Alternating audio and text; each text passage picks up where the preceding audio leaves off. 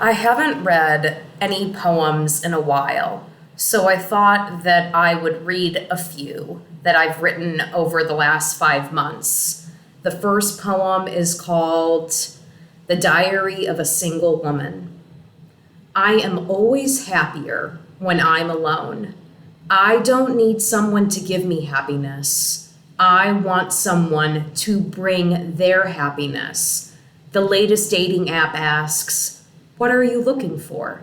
I scan people's profiles. I read phrases like, "my other half," or "the one." I cringe. I don't like that verbiage. I'm whole by myself.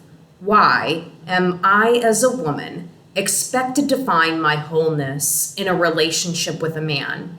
It seems so obvious. Boy meets girl, they fall in love. Blah, blah, blah. I like my narrative better. She falls in love with herself and the world around her.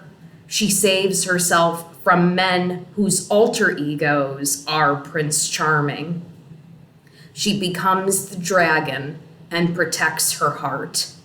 Fairy tales trap women. They make them believe that being held captive is freedom. One of my favorite songs says it perfectly. There is no love without freedom. During my dating journey, I have found myself dating the beasts of different men. I tried to show them the beauty. They never turn into the prince. There are 4 billion men in the world.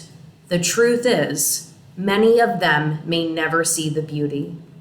The beauty is within her eyes. The beauty is within her soul. The beauty is within her empowerment. I will never give my beauty away. I can share it, but alas, I have not found a man that doesn't want to possess it. So here I am. I am happier being alone. Strange thing is that when I wrote that, few weeks later met, the love of my life. So strange turn of events, but sometimes they say when you stop looking, then that's when the universe puts someone in your life. The next poem is called You Again. Oh God, it's you again. Bitterness builds up inside me like scar tissue from an old bullet wound. My body hasn't forgotten you. I wish I could erase you. Your presence makes me sick to my core. Every part of you disgusts me. I wish you would go back to the hole you crawled out of. I wanted you to rot in that jail cell for eternity, and that still wouldn't have been long enough. There's a saying that there is no rest for the wicked. My intrusive thoughts say I wish you were laid to rest, never to come back in any form. Hate is a difficult emotion for me. I have felt it a handful of times in my life. Most of the time, it comes in waves, and I am overwhelmed by the sorrow of my own humanity. In this moment, I revel in it. I own it like a badge of honor. Surviving you was like surviving a war. It is normal to be repulsed by you. It is normal to reject anything like you. The leader that kills, the man that tortures, the voices who spew cruelty and injustice in their own names. I am not evil for despising cruelty. I own my humanity in all of its glory. I have no love for you or any man like you.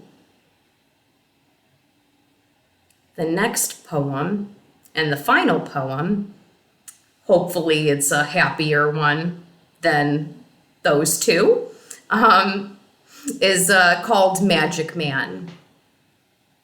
He has magic in his soul and a light-hearted nature that can only be described as whole.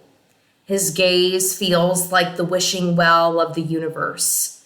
He's a child at heart, and his humor is art. He's sensitive, he's kind, he has an open mind, he's honest, he's gentle, he's so sentimental. He's loving, he's generous, he shows others the meaning of reverence. He's special, he has substance and a depth of existence. He's affectionate, he's emotionally intelligent, he's a godsend, he's my one and only.